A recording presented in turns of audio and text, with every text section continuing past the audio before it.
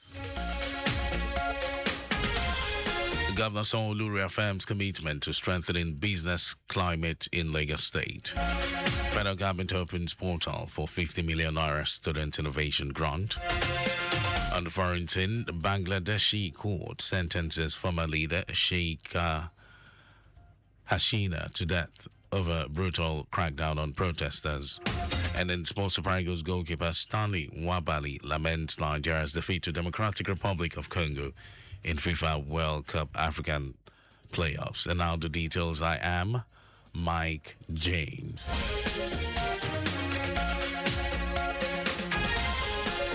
Lagos State Governor Babajide Sanwo-Olu has reaffirmed his administration's commitment to strengthening the business climate in the state, especially for micro, small and medium enterprises, MSMEs. Governor Sanwo-Olu stated this at the closing ceremony of the 2025 Lagos International Trade Fair, held at Tafawa Balewa Square, Lagos Island. The governor, who was represented by the Commissioner for Information and Strategy, Gbenga Omotosho, said his administration has prioritized infrastructure development and the formulation of business-friendly policies to support enterprise growth. The theme of this year's trade fair, connecting businesses, creating value, is far more than a slogan. It captures the essence of what we are in Lagos and what we must do. Connecting businesses means building networks, infrastructure, policies, and partnerships that allow enterprises, large or small, local or international, to meet, collaborate, trade, and innovate. It is about generating jobs, fostering innovation, building supply chains, enriching lives, and strengthening the prosperity of our dear state. Commissioner for Commerce, Cooperatives, Trade and Investment, Folashade Bada Ambrose, said that MSMEs in the state will continue to receive the right support and visibility so that they can compete favorably at the global market. Bada Ambrose noted that the 2025 edition featured the largest Lagos State pavilion ever mounted, hosting more than 100 MSMEs. We successfully accommodated 185 MSMEs, which is a record number of MSMEs across diverse sectors, from agribusiness, fashion, creative industries, manufacturing, and services. Each exhibitor was provided with a platform to showcase their products and innovations, to engage potential investors, and to access new markets and strategic networks. The pavilion became a vibrant hub of economic interaction, enabling our homegrown entrepreneurs to connect directly with local and international buyers, distributors, and development partners. Other dignitaries at the event, including the president of Lagos Chamber of Commerce and Industry, Gabriel Idahosa, applauded the Lagos State government for its support and for delivering a world-class pavilion at the fair. The Lagos State government has announced the installation of modern concrete pontoons at selected jetties across the state as part of efforts to upgrade water transport infrastructure and create a world-class commuting experience for residents. Commissioner for Waterfront Infrastructure Development, Dayo Bush Alebiosu, who made this known, said modern concrete floating pontoons, which serve as flexible docking platforms, are already being installed at jetties in Agboi, Ketu, in Koshofe local government area, Ijegun-Egba in Amuodofi LGA, and Bayeku Ikorodu in Ikorodu LGA. Bush Alebiosu said the initiative aims to enhance safety, take away fears from commuters, and comfort for waterway commuters while supporting the broader vision for intermodal transportation under the Governor Babajide Sanwo-Olu's Themes Plus agenda.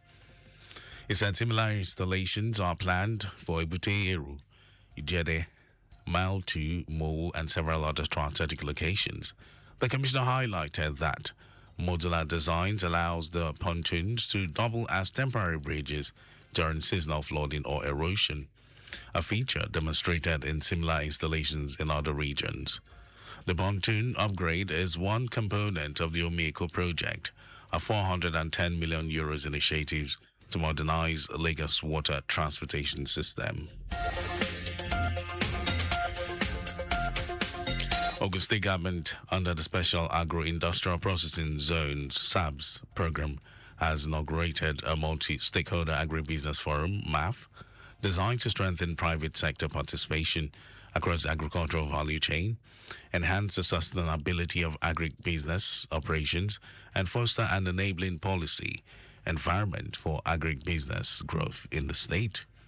Commissioner for Agriculture Bolu Owutomo, who announced this during a two-day high-level engagement on the establishment of the forum, explained that the MAF will ensure that SABS interventions deliver tangible benefits to farmers, especially youths and women. Owutomo reiterated Governor Dapo Abiodun's commitment to agricultural transformation, food security, reducing rural poverty, and creating jobs.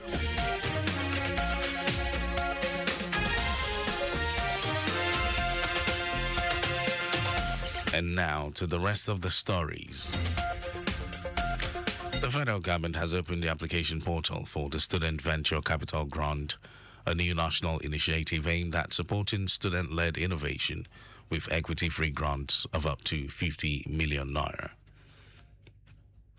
Director of Press and Public Relations, Federal Minister of Education, Folashade Boriowu, in a statement, quotes the Minister of Education, Tunji Alausa, as saying that the initiative is central to the government's innovation drive. The statement says the grant is targeted at students building innovations in science, technology, engineering, mathematics, and medical sciences, STEM fields.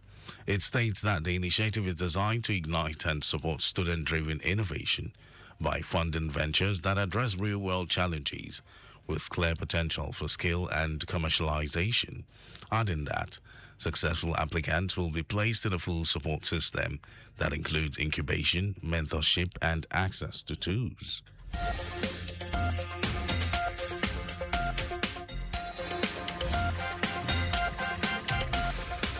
The Lagos State chapter of the All Progressives Congress, APC, has applauded a bold and visionary step taken by Nigerian Education Loan Fund, NEL Fund, to extend its loan scheme to vocational and technical training institutions. In a statement signed by its spokesperson, Sheye Oladejo, the party described the move as not just a policy decision, but a national game changer. According to the statement, President Bola Tinubu has demonstrated what effective leadership looks like by identifying a gap, designing a solution, and delivering it with precision. The Lagos APC encourages young people to seize the opportunity with both hands, as Lagos, the center of excellence, is primed to benefit immensely from tech hubs to creative districts, from industrial clusters to MSME corridors.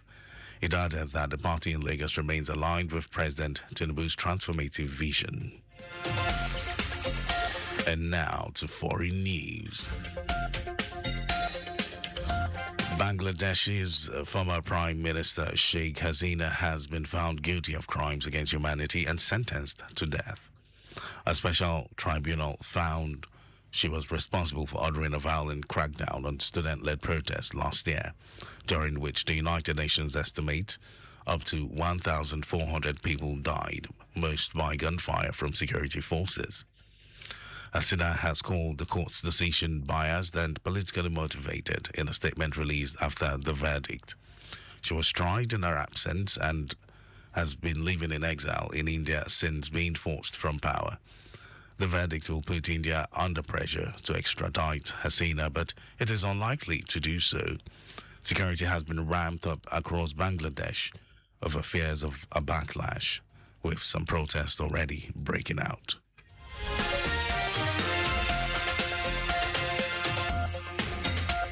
And over to sports news. Super Eagles goalkeeper Stanley Wabali has expressed his disappointment after the team failed to secure a place in the Intercontinental Playoff.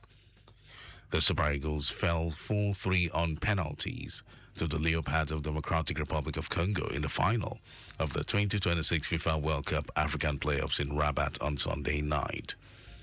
The Super Eagles took the lead from Frank Onyeka's deflected efforts in the third minute. Meshak Elia equalized for Democratic Republic of Congo in the 34th minute after poor defending by the Super Eagles. Wabali apologized to supporters after what he labeled a painful defeat. That was our news at noon. But just before we go,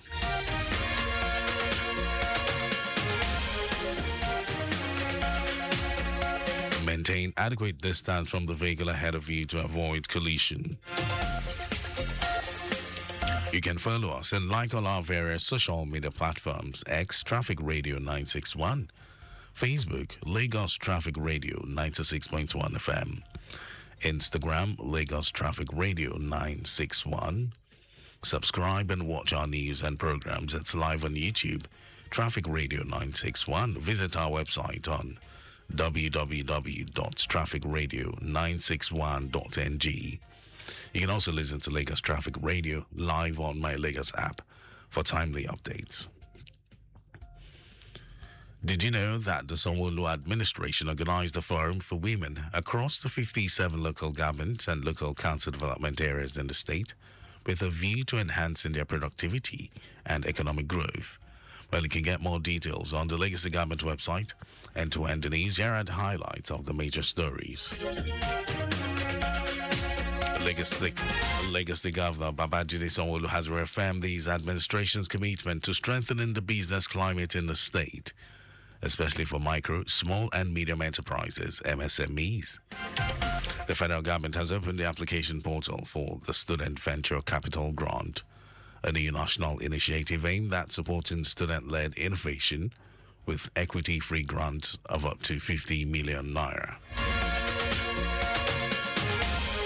We also told you that the Bangladesh former Prime Minister Sheikh Hasina has been found guilty of crimes against humanity and sentenced to death. In sports, Super Eagles goalkeeper Stanley Wabali has expressed his disappointment after the team failed to secure a place in the Intercontinental playoffs. And for contacts with the newsroom, send a message to info@trafficradio961.ng. That ends the news broadcast compiled by Abiola Fagbalagun. Thank you, Lagos, for listening. My name is Mike James. Good afternoon.